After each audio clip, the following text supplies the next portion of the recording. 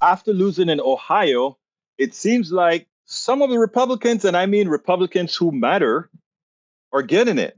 And Sean Hannity came out on his station and said, I probably need to quote Bill Clinton. Oh, I can't believe I quoted Bill Clinton.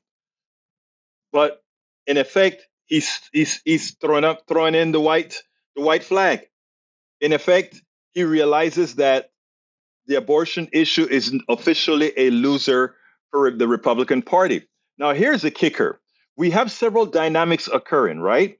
The big dynamic is that Democrats can use the women controlling their own bodies as a catalyst to bring people in, right? They're not enamored with Joe Biden at this point in time. We know we have Dean Phillips trying to get a primary to get somebody that has better appeal, have better numbers. And because the Republicans currently have that issue, that abortion issue, that really cuts against them, and really have even those who don't want Biden, those who think Biden shouldn't be there, even those people are likely to vote for Biden in 2024. Probably hold their nose and vote for him because of this abortion issue. We have all these caveats that are coming along. In the case that Trump's win, trying to create the false equivalence between the intransigence of Biden's son and make it comparable to what's going on with Trump, that's one issue. We also have the abortion issue. We also have the age issue. Several of these things to masticate together. What's the best option? Listen to Sean Hannity. He sees the light. Republicans are really tired of losing. Will they snap and say, we will put on the facade necessary to win? Will they do that? First of all, let's listen to this segment on a woman's choice, the abortion issue, and then I'll wrap it up on the other side. It's been 7 states post-Dobbs that we've seen, and anything related to abortion rights end up falling in favor of the abortion rights side. Brendan Buck, a lot of Republicans and conservatives are starting to rethink their stand on this issue. Here's Sean Hannity earlier this week. I believe in the sanctity of life, but I think politically that Republicans have got to say, as Bill Clinton once said, I never thought I'd quote him, rare, legal, and I'd add the word very early in a pregnancy. That seems to be politically where the country is. Maybe I'm wrong, but we'll see. That vote in Ohio is pretty sobering.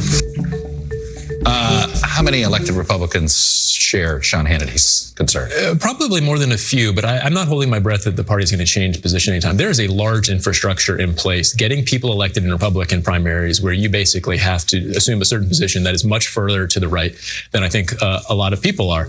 It's clearly a loser for us, but I think we're a long ways out from being able to recognize that and make any meaningful change. That's interesting. I mean, this, as everybody hand rings about Biden and Trump, no pun intended, this is the Trump card for Democrats? Yeah, I mean, I think if you look at 2022, everywhere that abortion was on the ballot, voters went and voted in support of codifying those rights into their state's constitution.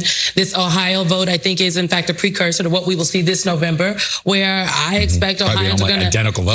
They're going to go out and they're going to say, look, we want these rights enshrined in our constitution because people see what is happening. And I think that because the Vice President Harris has been very vocal on this issue, rallying folks across the country, reminding people that this is about freedom and about being able to make decisions between the healthcare professionals and you and your family and not politicians. That's something that resonates with folks. You know, Eugene, Karl Rove in 2003 saw same-sex marriage propositions, anti-same-sex marriage proposition in swing states as a way to drive up turnout. Democrats are looking at protecting abortion rights, places like Arizona, maybe Florida. No, absolutely. They know that the voters were scared after Dobbs. And the one thing that they have done a good job of is actually channeling that fear and anger. And this is one of the ways to do that, right? You look at Ohio as, is this a way that we can make sure that voters come out to vote in Novembers, whether that's this November or next November? Michigan, one of those. Florida is another one. Again, these are not individual issues. When it comes to the 2024 election, there are several issues that we must contend with to decide whether the possibility exists that a Biden can win.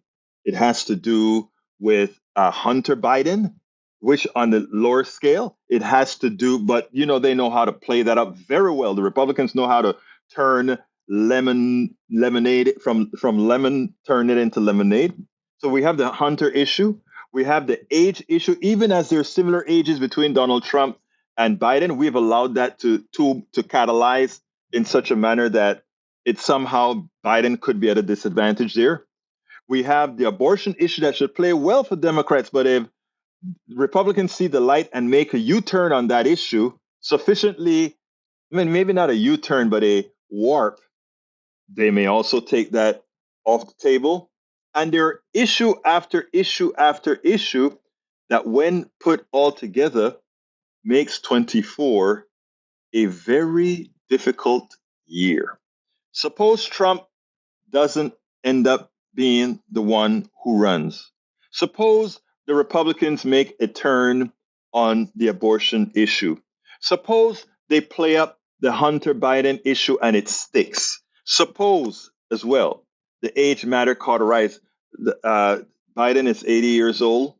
An 80-year-old body at any time, unforeseen things can happen. Same with a 78-year-old body that Trump will have, 77, 78-year-old body. But again, too many ifs.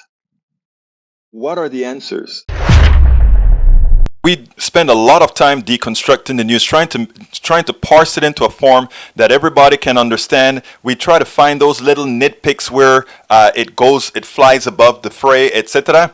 If you really like these videos that we do, I want to ask a big favor. Please go ahead, number 1, subscribe to our channel, and number 2, please join if you can. Thank you so kindly for watching. Keep watching. Please remember to share. We must populate the entire internet with our progressive message, a message that we know is what most Americans say that they want. So help us, please join.